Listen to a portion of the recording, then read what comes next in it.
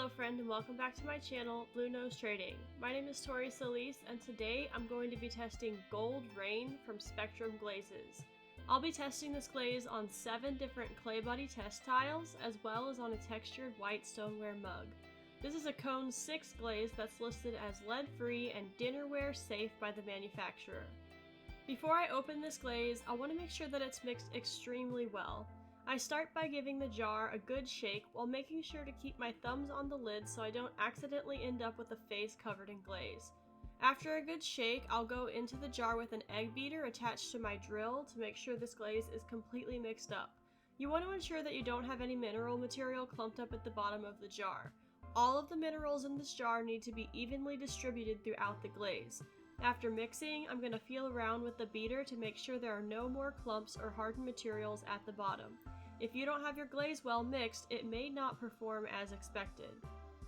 I want to note that there is a note on this glaze not to use it on a vertical surface because it's a runny glaze. Now there's a group of people out there who will see this warning and say, okay, I won't do that. And there's another group of people who think, okay, how bad could it really be? So I'm going to do exactly what it says not to do, and test this glaze on a mug. I have advancer kiln shelves that will protect me from suffering too many consequences of my reckless decisions, and I know a lot of folks are curious as to what will actually happen when this glaze is fired on a vertical surface. I'm going to be brushing glazes onto my test tiles. I brush my tiles in 1, 2, and 3 coats with the thickest coat at the top of the tile. I fire my tiles hanging on a high alumina rod to see how the glaze will perform on vertical surfaces. In this way, we are going to be testing for running. There is a note on the glaze jar to take precautions against running with this particular glaze.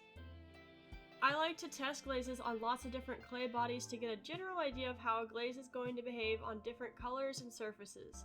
Everyone out there is working with a different kind of clay, and maybe one of these tiles can help you guess at what might happen for you. As always, I strongly recommend that you make your own test tiles and fire them in your own kiln. Fire your tiles exactly how you would fire your normal work.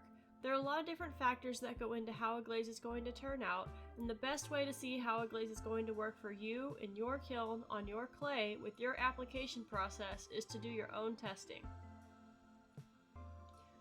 Looking at the textured white stoneware mug, this glaze did have a significant amount of running and ended up stuck to the kiln cookie I put underneath it for extra precaution.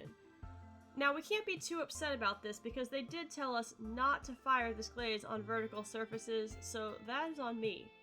While this glaze is shiny and metallic, my results are much more of a darker brown than a gold.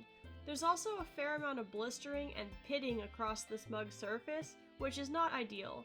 Even if this glaze didn't run off to the side and stick to the cookie, I would have tossed this mug out based just on the surface texture.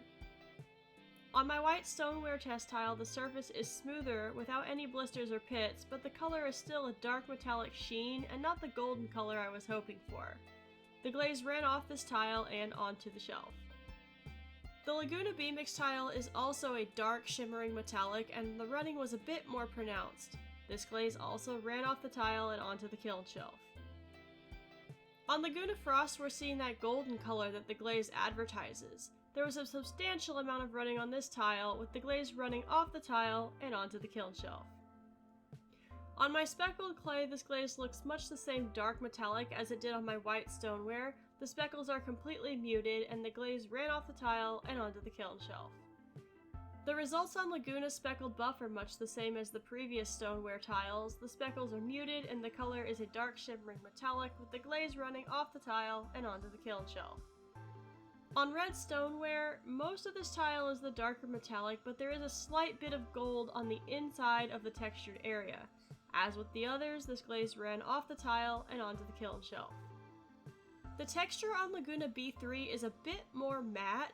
There is more gold on this tile, but the shimmering metallic effect is reduced. This tile also experienced substantial running.